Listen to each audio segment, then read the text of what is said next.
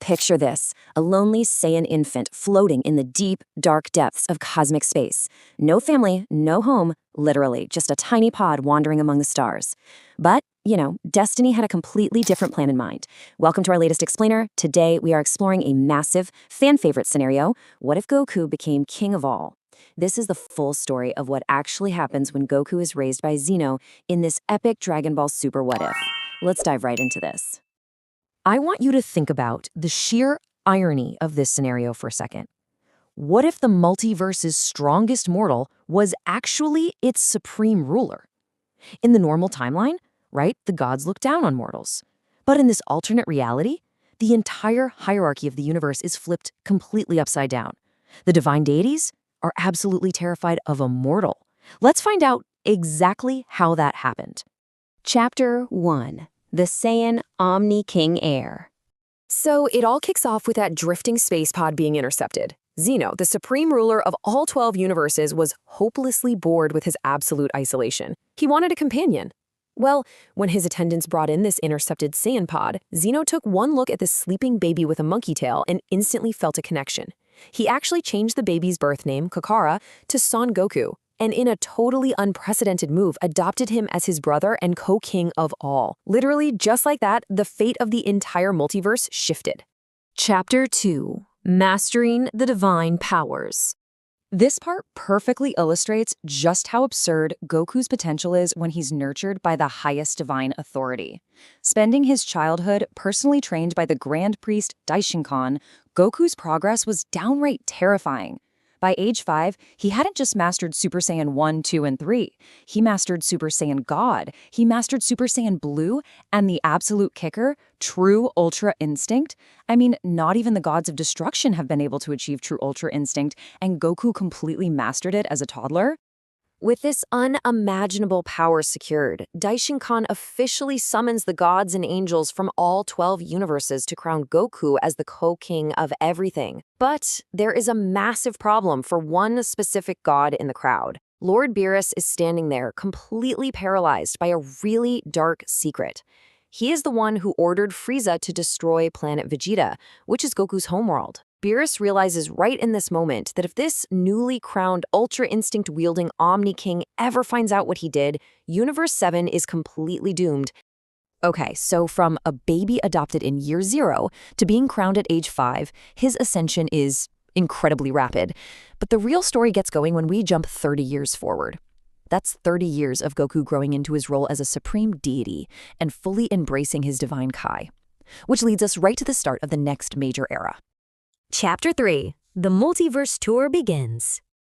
With mortal levels across the 12 universes slowly declining, Goku and Daishinkan decide it's time to go inspect their domains. And the contrast in how different characters react to adult Goku is staggering.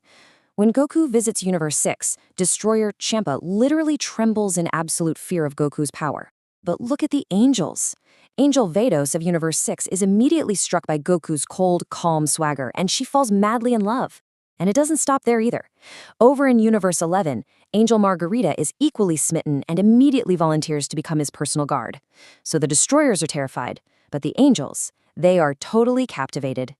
But, Goku hasn't forgotten his roots. When he finally reaches his home, Universe 7, he corners Lord Beerus. Confronting him, Goku delivers a chilling ultimatum.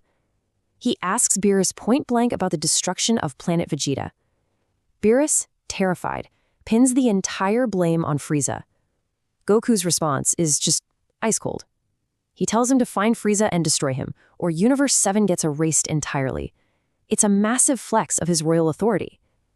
During this time, he also establishes his own divine bloodline, eventually marrying both Vados and Margarita, and fathering 2 unimaginably powerful, half-angel demigod children, Gohan and Goten. Chapter 4. Defending Earth in the Future. Now, even a literal Omni-King gets an itch for a good old-fashioned mortal brawl, right? And this leads to an incredible double life.